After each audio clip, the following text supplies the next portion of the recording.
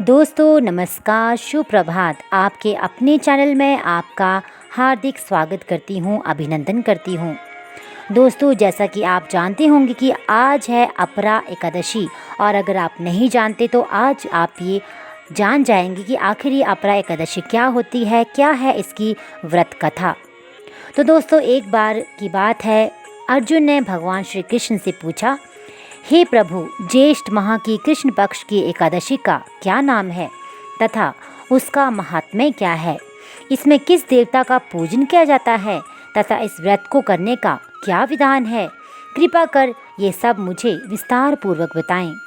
श्री कृष्ण ने कहा, हे अर्जुन, ज्येष्ठ माह के कृष्ण पक्ष की एकादशी का नाम अपरा है, क्योंकि ये अपार धन और पुण्यों को देने वाली तथा समस्त पापों का नाश करने वाली है। जो मनुष्य इसका व्रत करते हैं उनकी लोक में प्रसिद्धि होती है। अपरा एकादशी के व्रत के प्रभाव से ब्रह्म हत्या, प्रेत योनि, दूसरे की निंदा आदि से उत्पन्न पापों का नाश होता है। इतना ही नहीं, स्त्री गमन, झूठी गवाही, असत्य भाषण, झूठा वेद पढ़ना, झूठा शास्त्र बनाना, ज्योतिष द्वारा किसी को भरमाना, झूठा वैद्य बनकर लोगों को ठगना आदि भयंकर पाप भी अपरा एकादशी के व्रत से नष्ट हो जाते हैं।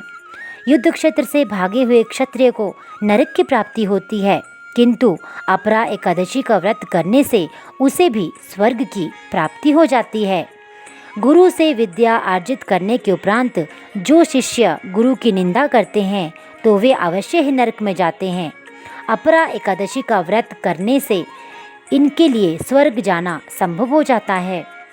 तीनों पुष्करों में स्नान करने से या कार्तिक माह में स्नान करने से अथवा गंगा जी के तट पर पितरों का पिंडदान करने से जो फल प्राप्त होता है, वही फल अपरा एकादशी का व्रत करने से प्राप्त होता है।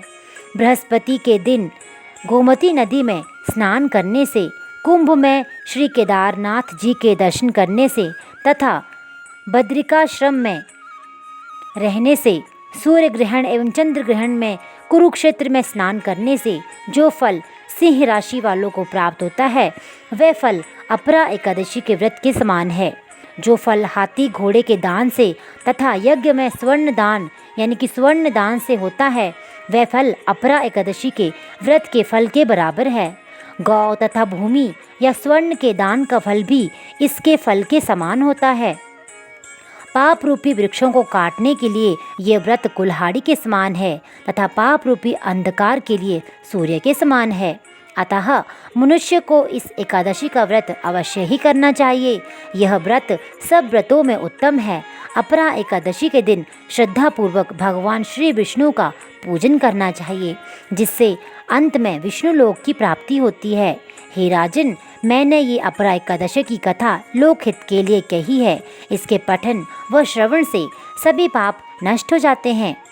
तो दोस्तों, इस कथा का सार ये है कि अपरा अर्थात अपार या अतिरिक्त जो प्राणी एकादशी का व्रत करते हैं, उन्हें भगवान श्री हरि विष्णु की अतिरिक्त भक्ति प्राप्त होती है। भक्ति और श्रद्धा में वृद्धि होती है।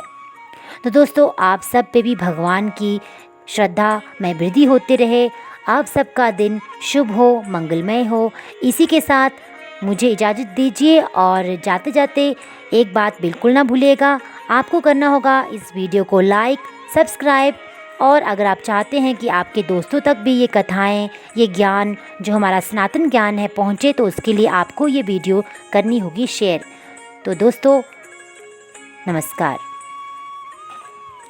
तब तक के लिए तो दोस्तों, मेरे चैनल के साथ यूं ही जुड़े रहिए। तब तक के लिए नमस्कार।